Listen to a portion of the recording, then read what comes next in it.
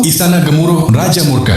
Pajak baru akan diberlakukan, pajak gila yang bisa menghancurkan perut rakyat. Semua orang ketakutan, kecuali satu, Abu Nawas, yang berdiri di pojok ruangan dengan senyum yang terlalu tenang untuk keadaan genting.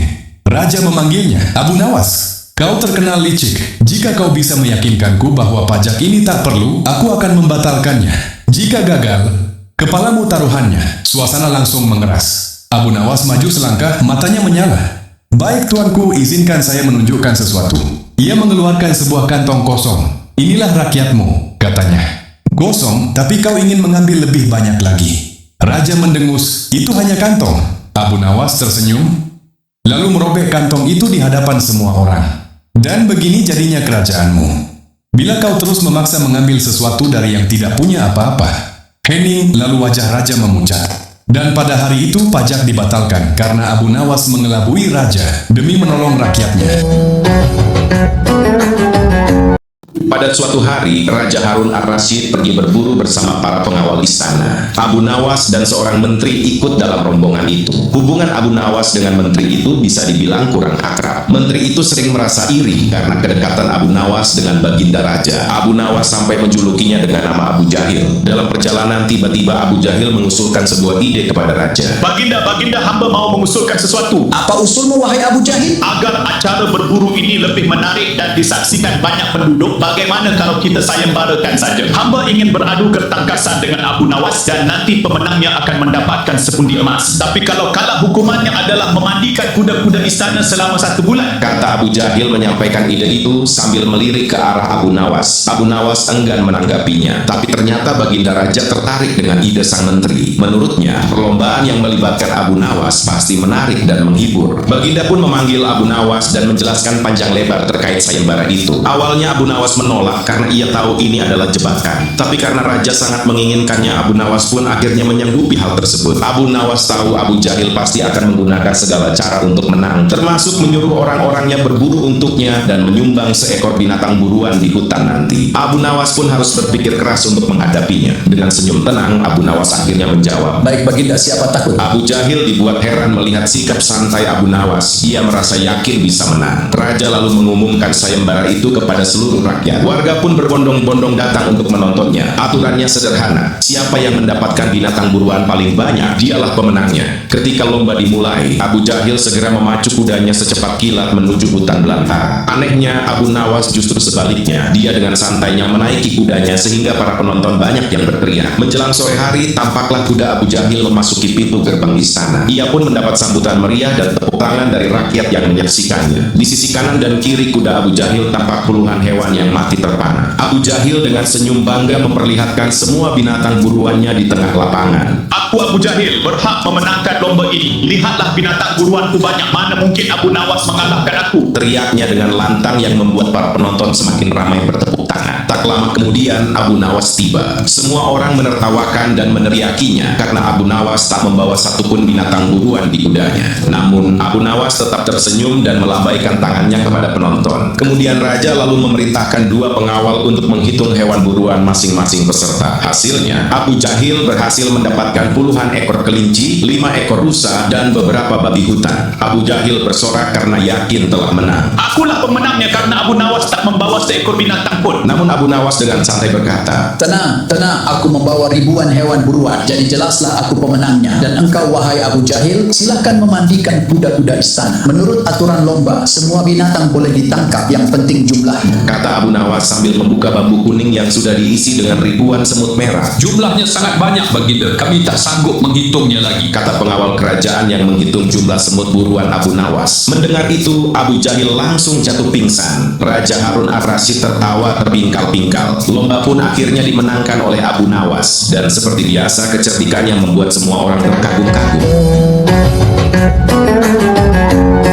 Pada suatu ketika, datanglah 3 orang dari sebuah desa menuju istana Baginda Harun ar-Rasyid. Mereka datang untuk mencari keadilan karena sedang menghadapi persoalan yang tidak dapat mereka selesaikan. Ketika mereka tiba, Baginda sedang bersama para pembesar kerajaan. Salah seorang dari mereka bernama Ahmad maju dan berkata, "Ampun beribu ampun tuanku, kedatangan kami ke sini tidak lain hanya untuk meminta penyelesaian tentang persoalan yang sedang kami hadapi." Baiklah, ceritakan apa persoalan kalian. Begini Baginda, hamba Ahmad memiliki 2 ekor kambing betina, Zulfikar mempunyai seekor kambing jantan, dan Zubair tidak memiliki kambing. Karena itulah kami sepakat bahwa Zubair mendapat tugas untuk mengembalakan dan merawat kambing-kambing itu setiap hari, dan sebagai gantinya, jika kambing-kambing itu beranak pinak kami membagi hasilnya, yakni hamba mendapat separuh dari seluruh kambing, Zulfikar mendapat 1/3, dan Zubair yang menggembala setiap hari mendapat 1/8 bagian. Lantas apakah kambing itu sekarang telah beranak pinak? Benar Baginda, ketiga kambing itu kini sudah menjadi 23 ekor, dan kami ingin membaginya sesuai perjanjian, tetapi ternyata sulit untuk membaginya secara adil, sehingga kami datang memohon bantuan kepada Baginda. membagi 23 kambing sesuai hitungan mereka bukanlah hal yang mudah. Jika Ahmad memperoleh separuh bagian, berarti 11 ekor lebih setengah kambing. Zulfikar yang memperoleh 1/3, berarti 7 ekor lebih 2/3. Sementara Zubair mendapat 1/8, berarti 2 ekor lebih 7/8. Baginda dan para pejabat berpikir keras untuk memecahkan masalah itu, namun tidak ada yang bisa menemukan jawabannya. Akhirnya Baginda memutuskan untuk memanggil Abu Nawas dan berharap kecerdikan Abu Nawas dapat membantu menyelesaikan persoalan yang membingungkan itu. Setelah Abu Nawas tiba di istana, Baginda memerintahkan Ahmad menceritakan kembali masalah yang mereka hadapi kepada Abu Nawas. Setelah mendengarkan penjelasan Ahmad, Abu Nawas berkata, Wah, itu masalah kecil Baginda. Insya Allah hamba bisa membantu mencarikan jalan keluarnya. Kemudian Abu Nawas meminta untuk membawa semua kambing itu ke dalam istana. Tanpa membuang waktu, Ahmad dan kedua temannya segera membawa kambing-kambing mereka ke dalam istana. Abu Nawas menghitung jumlah kambing itu dan benar jumlahnya 23 ekor. Baiklah, aku akan membagi kambing ini sesuai perjanjian kalian. Tapi sebelumnya izinkan hamba meminjam kambing Baginda seekor saja. Baginda setuju dan langsung memerintahkan prajurit mengambil seekor kambing dari kandang istana. Setelah diberikan kepada Abu Nawas, kini jumlah kambing itu menjadi 24 ekor. Nah, sekarang saatnya aku akan membagi kambing tersebut sesuai porsi kalian saat perjanjian. Ahmad yang berhak memperoleh separuh dari jumlah kambing mendapat bagian 12 ekor kambing. Sedangkan Zulfikar yang memperoleh bagian 1/3-nya, maka boleh mengambil 8 ekor. Terakhir, Zubair yang memperoleh bagian 1/8, maka berhak mengambil bagian 3 ekor kambing. Sekarang sisa 1 ekor kambing, karena aku tadi meminjam 1 ekor kambing milik Baginda, maka ini aku kembalikan lagi kepada Baginda. Kini masing-masing dari mereka telah mendapatkan bagiannya secara adil. Mereka pun sangat puas dan berterima kasih kepada Baginda dan Abu Nawas, lalu kembali ke rumah masing-masing. Baginda juga sangat berterima kasih kepada Abu Nawas karena telah membantu menyelesaikan persoalan rakyatnya. Abu Nawas yang cerdik tak mau kalah. Ia selalu mampu memberikan jawaban yang membuat Raja Harun kagum. Suatu hari Raja Harun mengumpulkan seluruh menterinya di istana. Ia membuka pembicaraan dengan bertanya, "Apakah kalian pernah mendengar nama Abu Nawas?" Seketika itu juga semua menteri berdiri dan menundukkan kepala sebagai tanda bahwa mereka mengenal nama tersebut. "Apakah kalian tahu di mana Abu Nawas tinggal?" tanya Raja Harun lagi. Salah seorang menteri maju dan berkata, "Hamba tahu di mana Abu Nawas tinggal, wahai paduka yang mulia." Rasa penasaran Raja Harun pun semakin besar. Ia segera memerintahkan pengawal untuk menyiapkan kuda dan berangkat menuju rumah Abu Nawas. Kedatangan rombongan kerajaan itu membuat heboh para tetangga di sekitar rumah Abu Nawas. Sementara itu, Abu Nawas terlihat santai di rumahnya. Ia baru saja selesai mandi dan masih mengenakan handuk yang dililitkan di tubuhnya. Ketika Raja Harun dan para pengawal tiba, Abu Nawas dengan cepat melilitkan handuk tersebut ke kepalanya seperti sorban. Melihat penampilan Abu Nawas yang nyeleneh, Raja Harun menahan tawa. "Siapa kamu?" tanya Raja Harun. Salah seorang pengawal berbisik kepada Raja bahwa orang itulah Abu Nawas. Namun Abu Nawas justru menjawab dengan santai, "Saya adalah Dewa Bumi." Mendengar jawaban itu, Raja Harun ikut meladeni dengan pertanyaan yang tak kalah aneh. Jika kamu benar Dewa Bumi, tolong besarkan bentuk mata para pengawalku yang sipit ini, kata Raja Harun. Tanpa ragu, Abu Nawas menjawab dengan cerdik, ampun Baginda, untuk membesarkan bagian atas itu tugas Dewa Langit. Saya hanya bertugas mengurus bagian tengah ke bawah, karena saya Dewa Bumi. Jawaban itu membuat Raja Harun tertawa lepas. Ia pun mengundang Abu Nawas untuk datang ke istana. Singkat cerita, ketika Abu Nawas tiba di istana, ia diajak masuk ke ruangan Raja Harun. Di ruangan itu hanya ada mereka berdua. Tak lama kemudian Permaisuri datang membawa 5 butir telur. Raja Harun mendapat ide untuk menguji kecerdikan Abu Nawas. Hai Abu Nawas, bagilah 5 telur ini secara adil kepada 3 orang, kamu, aku, dan Permaisuri. Tetapi telur-telur itu tidak boleh dipecahkan, kata Raja Harun. Pertanyaan itu membuat Abu Nawas berpikir sejenak. Lalu ia pun menjawab, 1 telur untuk Baginda Raja, karena Baginda sudah memiliki 2 telur. 1 telur untuk saya, karena saya juga sudah mempunyai 2 telur. Dan 3 telur untuk Permaisuri, karena beliau belum memiliki telur sama sekali. Raja Harun terdiam sejenak, lalu menunduk sambil tersenyum. Ia pun memahami maksud jawaban Abu Nawas dan tertawa terbahak-bahak. Kamu memang cerdas. Sebagai imbalan atas jawabanmu, aku beri hadiah uang, kata Raja Harun sambil tertawa.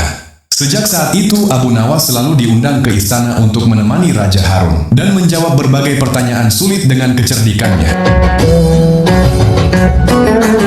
Hari itu bulan Ramadan memasuki hari ke-6. Seperti biasanya, Abu Nawas duduk di beranda gubuknya sambil menunggu beduk maghrib. Matanya memandang ke langit yang mulai berwarna senja. Sementara pikirannya mencari cara agar dapur rumahnya tetap mengepul. Tidak jauh dari rumahnya, ada seorang tuan tanah yang memiliki rumah besar. Di sana tersedia gudang makanan, lahan ternak, dan kamar yang luas. Hampir semua orang di sekitar, termasuk Abu Nawas, bekerja pada tuan tanah itu. Namun hasil kerja yang didapat hanya sedikit. Jika ada yang meminjam uang, maka harus mengembalikannya dengan bunga yang sangat tinggi. Selain itu, tuan tanah ini terkenal pelit, kikir, tamak, dan serakah. Suatu ketika ia mendengar kabar bahwa Abu Nawas memiliki kepandaian aneh. Barang yang dipinjam Abu Nawas katanya bisa beranak. Jika meminjam seekor ayam, maka dikembalikan 2 ekor, seolah ayam itu beranak. Tuan tanah yang mendengar hal ini menjadi tertarik dan mulai berpikir bagaimana caranya agar Abu Nawas segera meminjam sesuatu darinya. Kebetulan sore itu Abu Nawas datang untuk meminjam 3 butir telur. Mendengar itu, tuan tanah sangat senang. Ia berharap telurnya nanti akan beranak. Bahkan ia menawarkan barang lain untuk dipinjam Abu Nawas. Tetapi Abu Nawas hanya meminta 3 butir telur saja. Ketika ditanya kapan telur itu akan beranak, Abu Nawas menjawab bahwa hal itu tergantung keadaan. 5 hari kemudian, Abu Nawas kembali dan mengembalikan telur yang awalnya 3 menjadi 5 butir telur. Tuan tanah gembira melihatnya. Tuan tanah lalu bertanya apakah Abu Nawas ingin meminjam lagi. Kali ini Abu Nawas meminjam 2 piring tembikar. Tuan tanah memberikannya dengan harapan piring itu juga akan beranak. 5 hari kemudian Abu Nawas kembali dengan membawa 3 piring. Walaupun hanya bertambah 1, tuan tanah tetap senang. Ia berpikir mungkin sama seperti manusia. Ada yang hanya punya 1 anak, bahkan ada yang tidak punya anak sama sekali. Karena merasa puas, tuan tanah kemudian meminjamkan uang sebanyak 1000 dinar. Uang yang jumlahnya sangat besar, bahkan setara dengan gaji pekerjanya selama sebulan. Ia membayangkan uang itu akan beranak banyak. Namun setelah 5 hari Abu Nawas tidak juga datang. Seminggu berlalu, bahkan hampir sebulan, Abu Nawas tidak muncul. Saat tuan tanah akan mendatangi rumah Abu Nawas dengan anak buahnya, tiba-tiba Abu Nawas datang. Awalnya tuan tanah senang, tetapi setelah mendengar penjelasan Abu Nawas, wajahnya berubah marah. Abu Nawas berkata, Sayang sekali tuan, uang yang aku pinjam itu bukannya beranak, tetapi 3 hari kemudian mati mendadak. Tuan tanah sangat geram mendengarnya. Tuan tanah hampir saja menyuruh anak buahnya memukul Abu Nawas, tetapi untunglah ada teman-teman Abu Nawas yang baru pulang dari bekerja. Tidak puas, tuan tanah mengadukan hal itu ke pengadilan. Ia berharap Abu Nawas dihukum berat, bahkan digantung atau dirajam. Di pengadilan, keduanya dipanggil. Abu Nawas menjelaskan semuanya. Begitu juga tuan tanah. Setelah mendengar, hakim memutuskan dengan adil dan masuk akal. Jika sesuatu bisa beranak, maka sudah seharusnya bisa mati juga. Akhirnya Abu Nawas terbebas dari tuduhan, sementara tuan tanah harus menerima akibat dari sifat tamak dan serakahnya sendiri.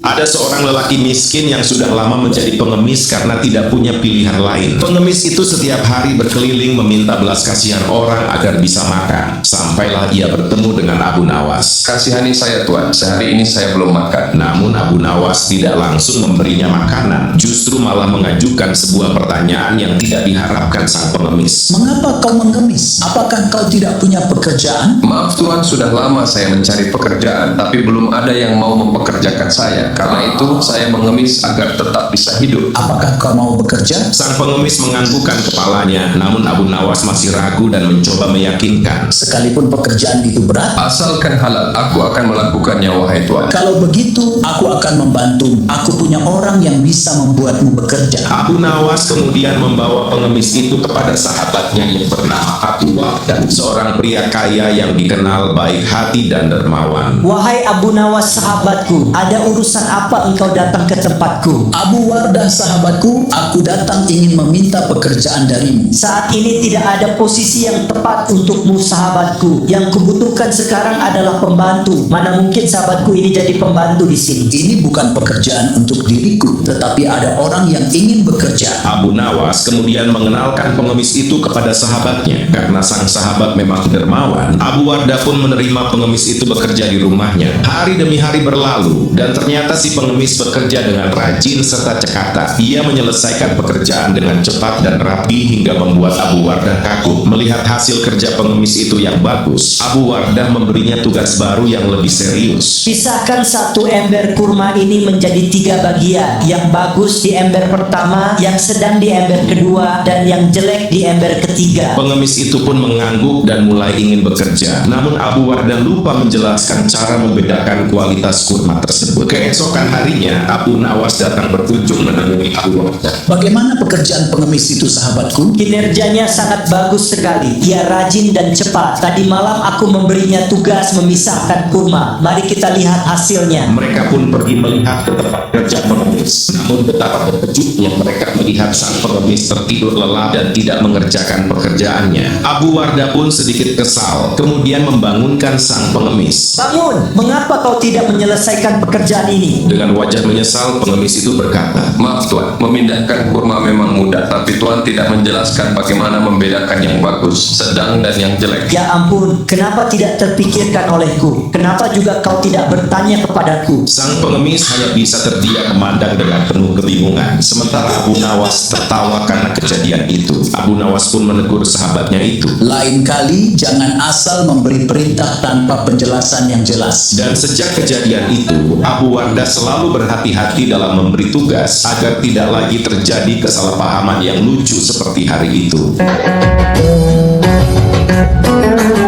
Abu Nawas memiliki tetangga bernama Abu Jahal. Suatu hari Abu Jahal mengadakan pesta besar dan sengaja tidak mengundang Abu Nawas. Pesta itu bukan sekadar hiburan, melainkan upaya Abu Jahal untuk mengejek Abu Nawas. Abu Jahal bahkan memanggil koki mahal dari negeri seberang. Aroma masakannya sangat harum dan menyebar hingga ke rumah Abu Nawas. Tanpa sengaja Abu Nawas mencium bau masakan tersebut. Karena penasaran, ia pun mendekat. Melihat hal itu, Abu Jahal menuduh Abu Nawas mencuri bau masakannya dan meminta ganti rugi. Warga sekitar pun membawa masalah ini ke pengadilan. Di hadapan Tuan Hakim, Abu Jahal menuntut ganti rugi sebesar 100 dinar. Abu Nawas menyanggupi dan pulang mengambil uang. Setelah kembali, Abu Nawas menyerahkan uang tersebut, lalu menggoyang-goyangkan kantongnya hingga terdengar bunyi koin. Abu Nawas berkata, karena yang diambil hanya bau masakan, maka yang dibayar cukup suaranya saja. Tuan Hakim pun membenarkan hal itu. Abu Jahal terdiam dan kasus pun selesai.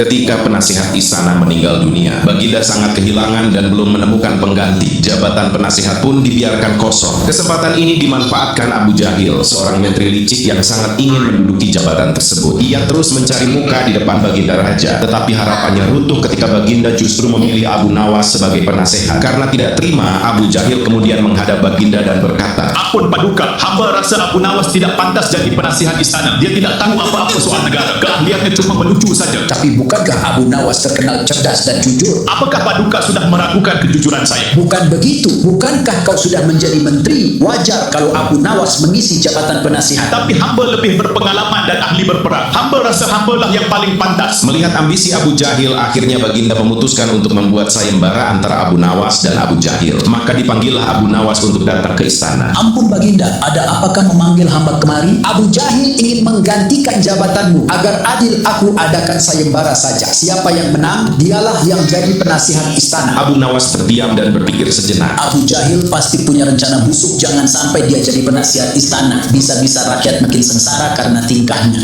Sayembara apa yang hendak diberikan, wahai Baginda? Aku ingin kalian membawa 1 gentong air laut, tapi rasanya tawar. Abu Nawas dan Abu Jahil terkejut mendengar itu. Sekarang pulanglah dan kembali besok dengan membawa air laut rasa tawar. Di rumah, Abu Nawas berpikir, ia tahu tidak ada air laut yang airnya tawar. Sementara itu Abu Jahil memilih berbuat curang. Ia mengisi gentongnya dengan air sumur. Baginda pasti percaya karena aku memberi kepercayaannya. Keesokan hari keduanya menghadap Baginda. Bagaimana? Sudah kalian dapatkan airnya? Sudah, wahai Baginda. Abu Jahil lebih dulu menyerahkan gentongnya. Ini Baginda, air laut permintaan Baginda. Baginda kemudian mencicipinya dan berkata, Airnya tawar, tapi apakah benar ini dari laut? Benar sekali Baginda, hamba mengambilnya dari laut yang tak banyak orang tahu. kemudian giliran Abu Nawas menyerahkan gentongnya. Baginda mencicipi airnya dan berkata, Hei Abu Nawas, kenapa rasanya masih asin dan getir? Aku meminta air laut rasa tawar. Ampun wahai Baginda, tapi memang begitulah rasa air laut. Baiklah, karena lomba dimenangkan Abu Jahil, maka ia akan menjadi penasihat istana. Mendengar itu Abu Jahil sangat senang. Namun tiba-tiba Baginda berkata, Hai Abu Jahil, di mana laut yang airnya tawar itu? Antarkan aku ke sana. Aku ingin mandi. seketika wajah Abu Jahil langsung pucat. Aduh Baginda,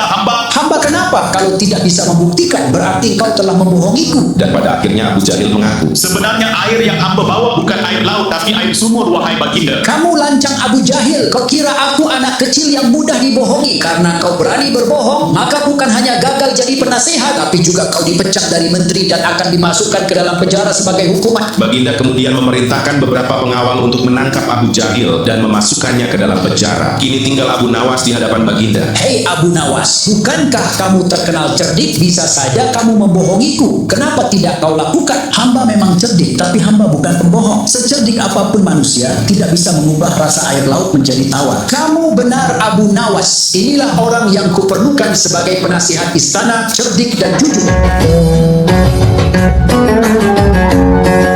Beruntungnya Abu Nawas memiliki seekor unta yang tidak biasa. Unta itu bisa berbicara dan semua orang di kampung sering merasa iri karenanya. Namun Abu Nawas tidak pernah merasa sombong. Abu Nawas memperlakukan unta itu seperti sahabatnya sendiri. Suatu hari Abu Nawas ingin pergi ke negeri tetangga. Karena hanya memiliki satu kendaraan, Abu Nawas pun mengajak untanya. Baiklah Tuan, aku akan ikut denganmu. Melihat antusias untanya, Abu Nawas ikut senang dan merasa bersemangat. Mereka pun bersiap untuk berangkat. Sebelum pergi, Abu Nawas berpamitan kepada istrinya. Hati-hati di jalan, wahai suamiku. Doaku selalu menyertaimu. Di tengah perjalanan, Abu Nawas merasa lelah. Rupanya unta itu juga sudah tak kuat berjalan. Kita istirahat dulu wahai Tuan. Aku tak sanggup melanjutkan perjalanan. Baiklah, mari kita cari tempat yang teduh. Mereka pun menemukan pohon kaktus dan berteduh di sana. Abu Nawas membuka bekal yang dibuat istrinya dan mereka makan dengan lahap. Tanpa mereka sadari, waktu berjalan cepat hingga matahari mulai tenggelam. Perjalanan tak mungkin dilanjutkan malam itu. Kita bermalam di sini saja wahai Tuan. Baiklah, aku akan memasang tenda di sini. Sayangnya tenda yang mereka bawa kecil sekali. Hanya cukup untuk Abu Nawas seorang. Kau tidur di luar saja unta. Tenda ini tak cukup untuk berdua. Unta sebenarnya ingin menolak, tetapi ia tak bisa berbuat banyak. Perintah tuannya tidak mungkin ia langgar. Malam semakin larut dan udara semakin dingin yang membuat unta itu menggigil di luar tenda, sedangkan Abu Nawas tidur dengan nyaman. Unta pun mulai berpikir bagaimana caranya agar bisa ikut masuk ke dalam tenda. Setelah berpikir keras, akhirnya unta menemukan sebuah cara. Wahai Tuan, aku kedinginan. Bolehkah aku memasukkan kaki belakangku? Tentu saja tenda ini masih cukup untuk kaki belakangmu. Jawab Abu Nawas yang masih setengah tertidur. Rencana unta berhasil dan melanjutkan rencana selanjutnya. Kaki depanku juga kedinginan Tuan. Kalau terus begini, besok aku tak bisa berjalan. Abu Nawas pun kembali mengizinkan unta memasukkan kaki depannya. Tuan, kepalaku kedinginan. Bila kepalaku tetap di luar, aku bisa sakit. Bagaimana nanti aku menggendongmu? Masukkanlah kepalamu. Sedikit demi sedikit, seluruh tubuh unta akhirnya masuk ke dalam tenda. Karena sempit, Abu Nawas yang sedang tidur malah terdorong keluar tanpa ia sadari. Keesokan paginya, Abu Nawas terbangun dengan tubuh menggigil. Ia terkejut ketika melihat unta tidur nyaman di dalam tenda. Hei unta, mengapa kau mengusirku dari dalam tenda? Aku tak mengusirmu Tuan. Aku meminta izin. Abu Nawas menghela napas dan berkata,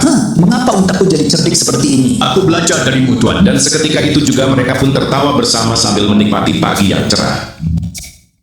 Itulah tadi